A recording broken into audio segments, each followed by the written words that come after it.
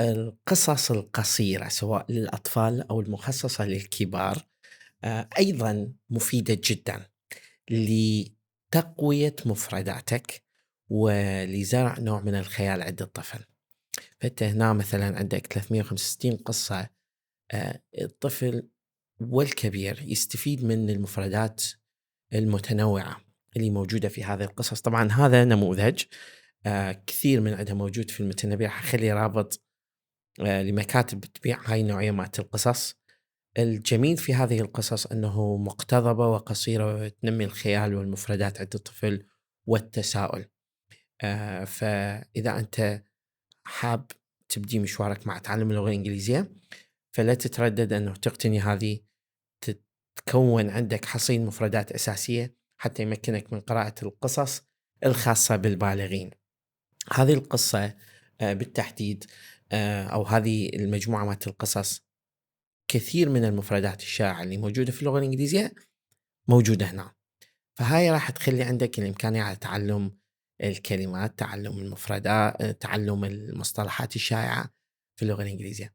فخلي نجي نشوف واحدة من هذه القصص نقرأها على سبيل المثال للحصر حتى تستفيد من عندها، وأيضا إذا صارت عندك فرصة تقتني هاي النوعية من القصص.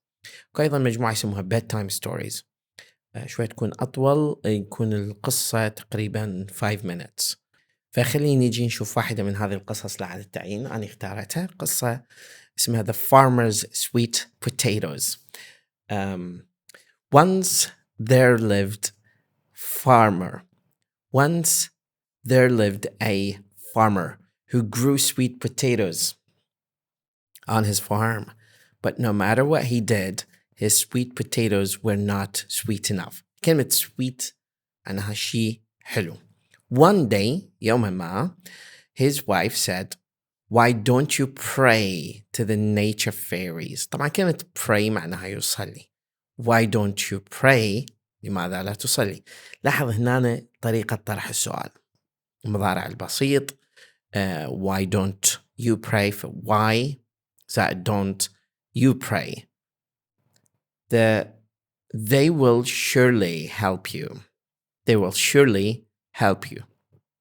لاحظ تركيبة المستقبل هنا. They will surely help you. بالتأكيد راح يساعدوك. The farmer prayed to the nature fairies as his wife suggested. مثل ما اقترحت زوجته. The nature fairies were more than happy to help him. The nature fairies were more than happy to help him. The nature fairies were more than happy to help him.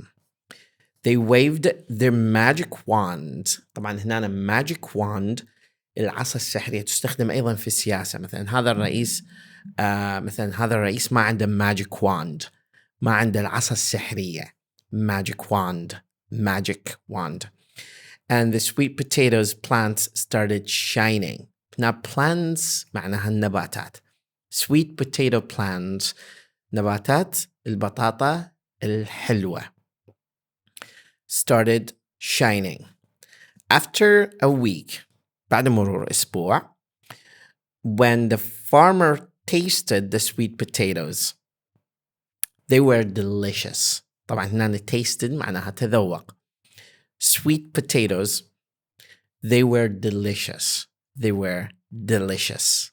هذه يعني كانت delicious. طبعا they were إذا نيجي نشوفها هنا. After a week, when the farmer tasted the sweet potatoes, they were delicious. The farmer thanked the nature fairies and earned a huge profit for selling his sweet potatoes. لاحظ earned اكتسبه، huge كبير أو هائل، profit فائدة، selling من بيع، by selling من بيع his sweet potato. فلاحظ كلمة profit، كلمة selling، كلمة delicious، كلمة started. نرجع بيها إذا نرجع من البداية شوف كمية الكلمات. Once there lived a farmer who grew sweet potato. grew الفعل من الفعل زرع أو أنبت أو نضج. شوف كم مصطلح بها بالعدنا بالعربي. on his farm مو in his farm, on his farm. But no matter what he did, بغض النظر no matter what he did, بغض النظر عن ما فعل, his sweet potato were not sweet enough بما يكفي, بما فيه الكفاية. فلاحظ التراكيب صحيح هي مخصصة للأطفال، لكن كمية التعقيد القواعد اللي بيها بمنزلة أنه حتى الشخص البالغ يستفيد من عندها، إضافة إلى تقديم نسيج لغوي جميل لتنمية لغة الطفل. فكل ما زادت لغات اللي يتحدث بها الطفل كل ما كانت عنده إمكانية أنه يطور خياله ويطور مفرداته بحيث يتمكن من أنه يخوض غمار هذه المغامرات وهذه القصص. عندك بالمجموعة الثانية الباراجراف نمبر 2 one day، في يوم ما راح تتعلم one day معناها في يوم ما، مو يوم واحد. one day مو يوم واحد، وإنما في يوم ما his wife said. طبعا كلمة said تحفظها معناها قالت. why don't you pray، تحفظ كلمة pray. كلمة said the nature fairies، لاحظ كلمة nature fairies لأن nature طبيعة، fairies they will surely help you، بالتأكيد راح يساعدوك. فهذه النوعية من القصص إذا حابيها شوف عندك اثنين the elves and the vegetables، ممكن نقراها على الدرس القادم إذا حابين هاي السلسلة. الله معكم.